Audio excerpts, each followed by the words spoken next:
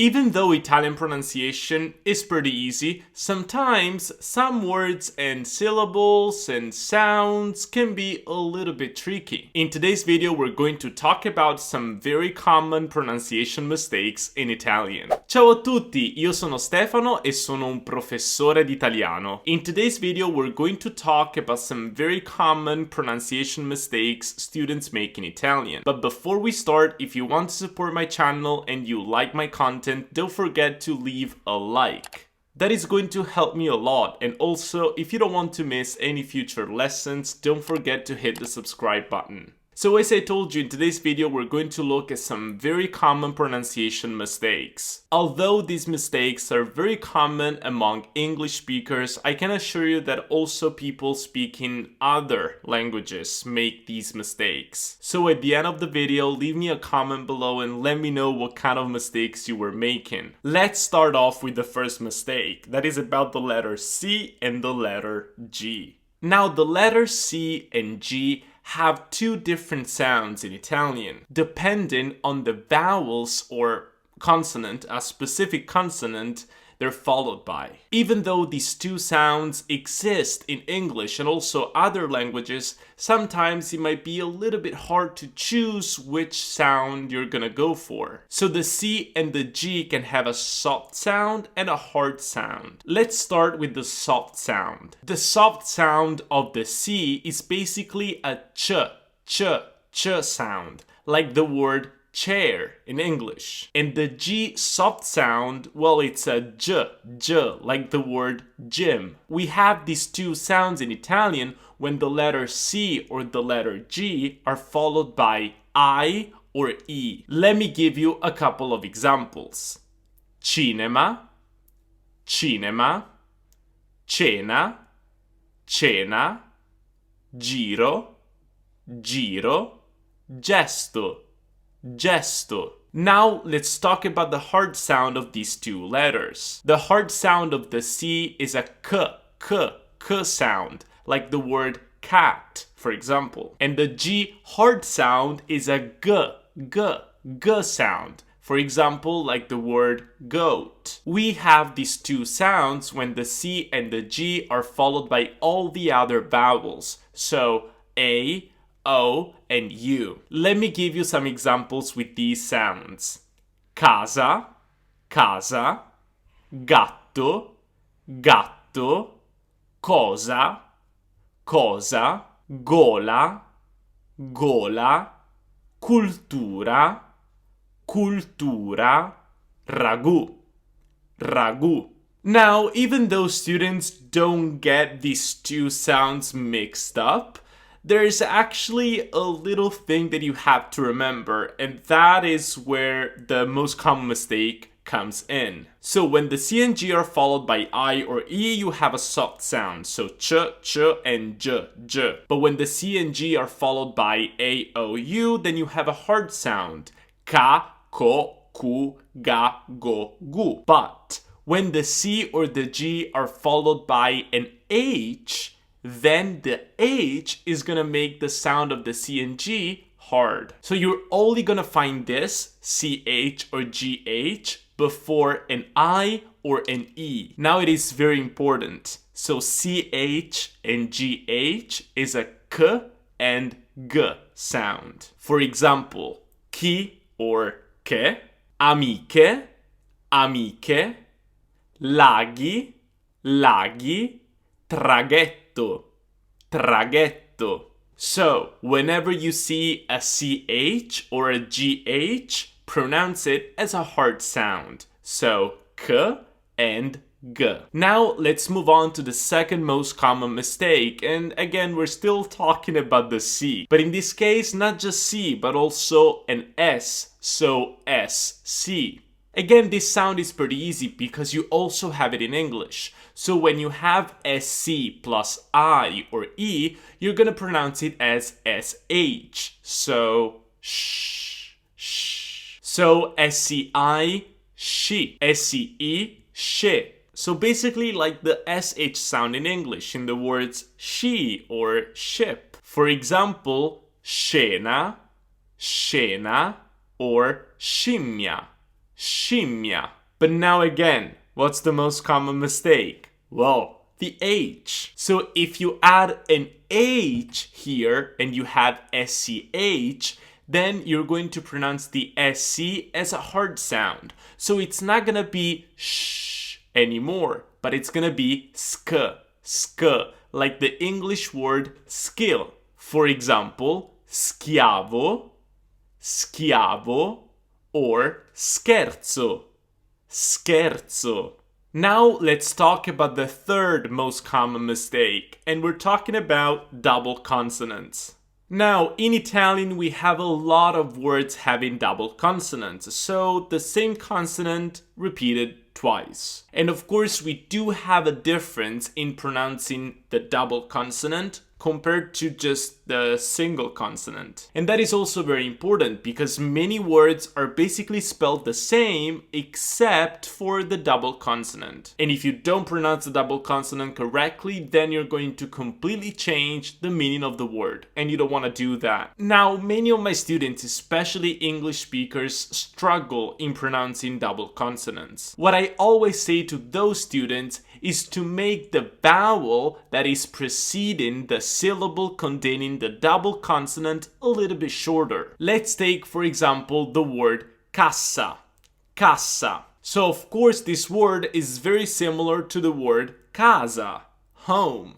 So, on one side we have cassa, cassa, and on the other one we have casa, casa. So here you can notice two things. In the first word, cassa, I have an S sound, so just S. But also what I'm doing here is that I'm making the A that is preceding the SS a little bit shorter. So I'm not saying cas. It would be so hard to pronounce for us. So I just do cassa, cassa. And then I've got casa, casa. So cassa, casa, cassa, casa. As you can see, the previous A is a little bit shorter in the double consonant word. Now you may also notice that it's a different S, because in the first word I'm saying cassa, in the second word I'm saying casa. That's called S intervocalica. Now in some regions of Italy, what happens is that when you have an S between two vowels, you don't pronounce it as an S anymore, so as a sound, but as a sound. This happens just in some regions of Italy. Actually, in Puglia, the region I come from, we don't do that, and I picked this up in Milan. So in Puglia, I used to say just casa, casa. But you can still hear the difference. Cassa, casa. Now, yes, I say casa, which is a little bit easier to recognize. But of course, this difference does not help with other letters. For example, let's take the word nonno. Nonno versus nono, nono. So on one side we have grandfather, nonno. See the O, the first O, I'm making it very short. Nonno, nonno. Then in the second word we've got ninth, nono, nono. So nonno, nonno, nono, nono. This is also very important when it comes to verbs. For example, andremmo, andremmo, we would go, this is a conditional, versus andremo, andremo, we will go, future. Andremmo, andremmo, andremo, andremo. Now, another very common mistake that I would like to talk about is the stress pattern in verbs. So, although the io, tu, lui, lei forms kind of change depending on the verb you have, the noi, voi, and loro forms always follow the same stress. Most of the time, of course. We do have some exceptions. This rule is going to apply to certain tenses, specifically simple tenses. So tenses that are just formed by one word, one verb, where you change the endings. Not compound tenses where you need an auxiliary verb, for example, passato prossimo. So I'm talking about the present, presente, imperfetto, and also, for example, congiuntivo, all congiuntivo. This rule does not apply to future and conditional. Let's conjugate one verb. Let's conjugate, for example, the verb amare in the present. I would say io amo, tu ami, lui lei ama. Oh, fine. And then noi amiamo, voi amate, loro amano. So noi and voi are stressed at the end. The loro form is stressed at the beginning. Now let's look at the imperfetto of amare. Amavamo, amavate, amavano. And this applies to pretty much all verbs. Let's take the verb vedere. Vediamo, vedete, vedono. Vedevamo, vedevate, vedevano. Partiamo, partite, partono. Partivamo, partivate, partivano. So this is an actual pattern that you're going to find in all Italian verbs, so make sure you memorize this one. Usually students get the loro form wrong when they're pronouncing the verb. So instead of saying amano, they say amano. And that makes sense because you say, oh, amiamo, amate, amano. No, it's amano. So remember, for the loro form, you take back the stress at the beginning of the word. Now, let's talk about the GLI sound. Now, this sound might be a bit intimidating because it's different. It doesn't really exist in English. It is very close to the LLI sound you have in English, like for example in the word million, but it's not quite the same thing. It's a bit more